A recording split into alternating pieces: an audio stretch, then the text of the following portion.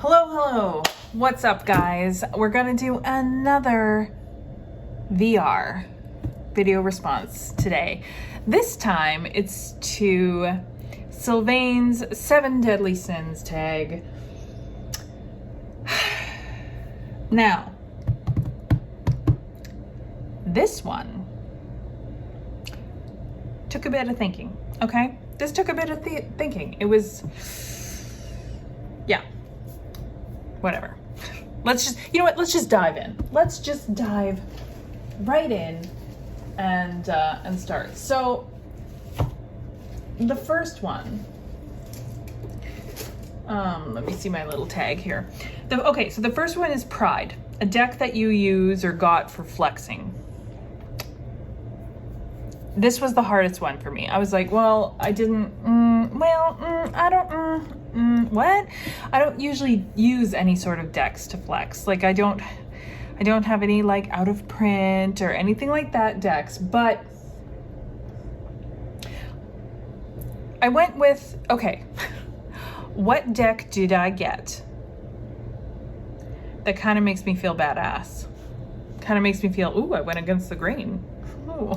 You know, I feel like, ooh, all grown up tarot reader kind of thing. It's like, ooh, I've made it kind of thing. And this is going to seem like a weird choice, and I'm well aware of it, but it's actually The Tarot of Vampires by Ian Daniels. The guidebook is super intense. So the guidebook Phantasmagoria, like, look at all these notes. Like I have them all marked. There's all sorts of different, like it's like it ties with the Kabbalah, and yeah, like using the Kabbalah and tarot, and it goes so in depth with like there's exercises in here. There's personal card quotes. There's analysis and symbolism on every single card. Like, it is just so fucking in depth, and I got this to study. This is my study deck. This is what my goal is this year, is to really dive in and study the Tarot of Vampires. And again, thank you to Racine from Almoon 5.4. Oh, God, I never remember the name of her channel, but you know, I'll link it. These backs though, I mean, I think I gotta say, these may be my favorite tarot backs ever. And I edged it in red because I just thought they went so pretty. I watched a few walkthroughs on this deck, and somebody had it. Who was it who had it? Anyway, I can't remember. I watched a lot. Some of them had them edged, but I was like, yes, red looks good. I'm gonna do that. Again, this is not a typical deck that I would necessarily go for. So, because it doesn't have the typical like Rider-Waite-Smith imagery, it goes deeper than that, and yet, so here was my plan. I'm not gonna lie. When I got this, I got it to read the guidebook. I was like, the guidebook will help not just with this, but other tarot decks too. So, or at least all of the reviews said. So I'm like, you know what? I'm gonna buy it for the guidebook. I'm gonna buy the deck just to get the guidebook, just to do some reading, and you know, we'll go with that. And then I started flipping through the cards, you guys. And I didn't hate it. I didn't hate it like I thought I was going to. So I was like, you know what? Let's give this bitch a try. So there we have it. Kind of darker, macabre. Yeah, you know what? And I feel like a badass whenever I pull it out to practice with and to read about, and when I pull out the guidebook. So yeah, so I guess that's kind of a flex in a way. closest I could find. So Pride, I'm going to give to Ian Daniels, Tarot Vampires, and Phantasmagoria. Okay. Next up, Greed. A deck you use only for yourself. Now, I talked about this in my last VR. And that is the Mermaid Tarot. And this, isn't this beautiful, this embroidered bag? Oh, I love it so much. So yes, the deck I use only for myself. This is the Mermaid Tarot. And again, if you missed the story in the last one, go back and watch it. This was gifted to me for my birthday this past year by a dear, dear friend of mine. I had been humming and hawing over it, going back and forth. Do I, don't I? Do I, don't I? You know, like mermaids aren't really my thing, but there was something about it that was just calling to me. And she went ahead and got this for me for my birthday. And yeah, I opened it up and started pulling cards and playing with it, bonded with it, edged the deck. Like I just... It gives amazing readings. I love using the guidebook with it because the guidebook gives such different insight to what I would normally get from it. So I'm just like, yeah, I love everything about this deck. I didn't think the artwork would be something I was drawn to, and yet here we are. Yeah, it means so goddamn much to me. It was a milestone birthday from a dear friend, and this deck, this is kind of a shadow deck for me. I'm not gonna lie. Like you would think, mermaids, summertime, fun readings, light. No, you guys, this is a shadow deck for me.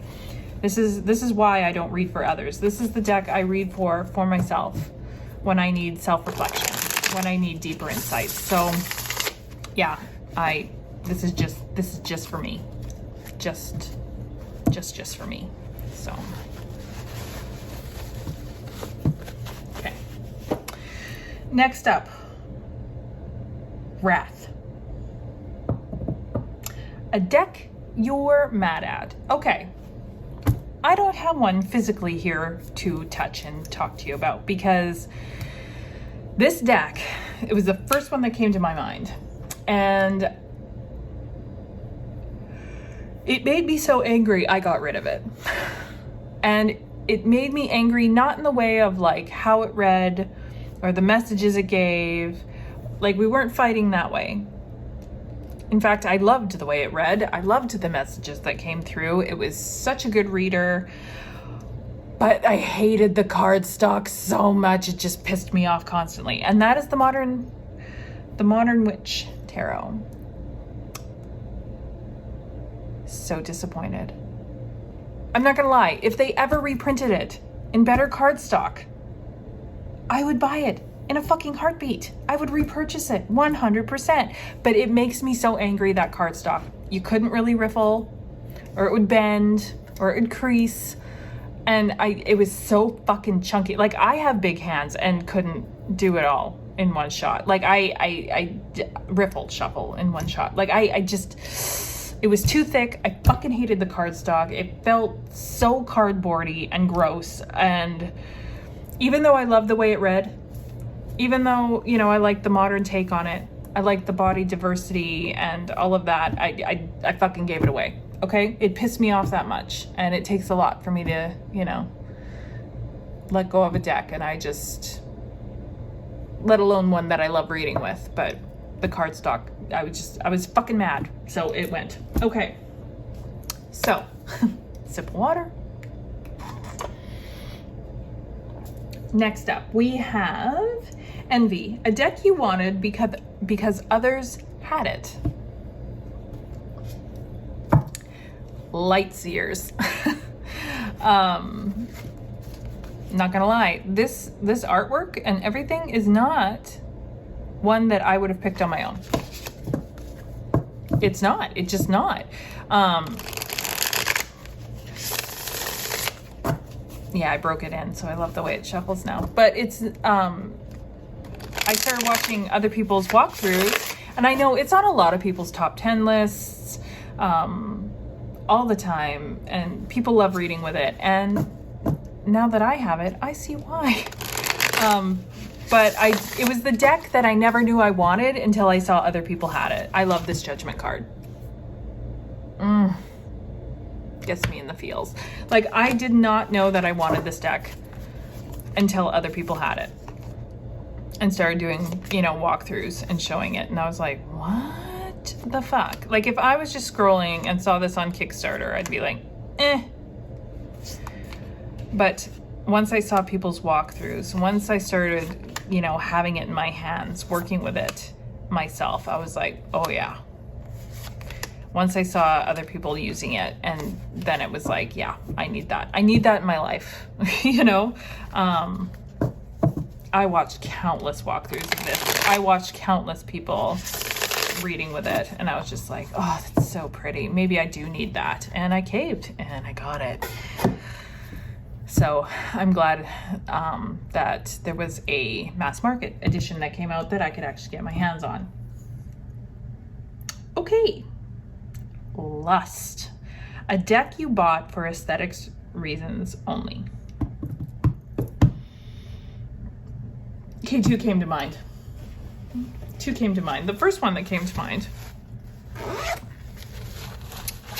was this, and that is the Starseed Oracle. It's so pretty. It's so pretty. And I don't pull from this deck often, if I'm being honest. I really don't. Every now and again, I will. And I'll get some nice messages, you know. But if I'm being honest, I bought it because it was pretty and for no other reason. So, like, look at that. That's beautiful. Yeah. So, 100% bought it for aesthetic reasons, like only because it was pretty. And although I do use it, if it wasn't so pretty, I never would have bought it.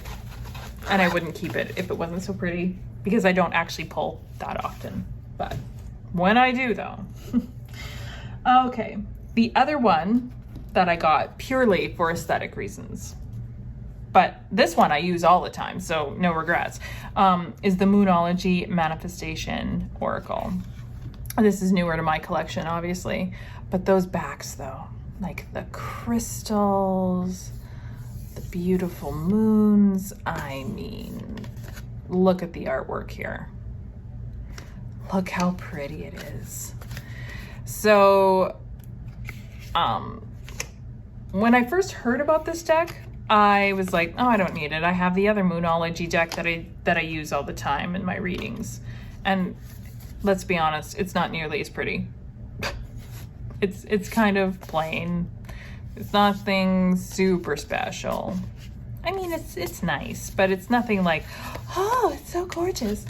And then this fucking deck came out, and I started seeing pictures, and I was like, oh, it's pretty.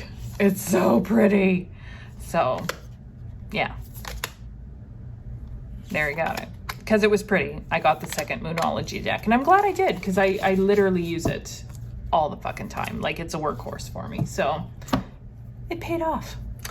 Okay, so, Gluttony. The deck that you didn't want, but purchased anyway. Ooh, that would be the Tarot of Curious Creatures by Chris Ann, the maker of the Lightseers. I didn't want it. I was like, why would I get that? That looks ridiculous.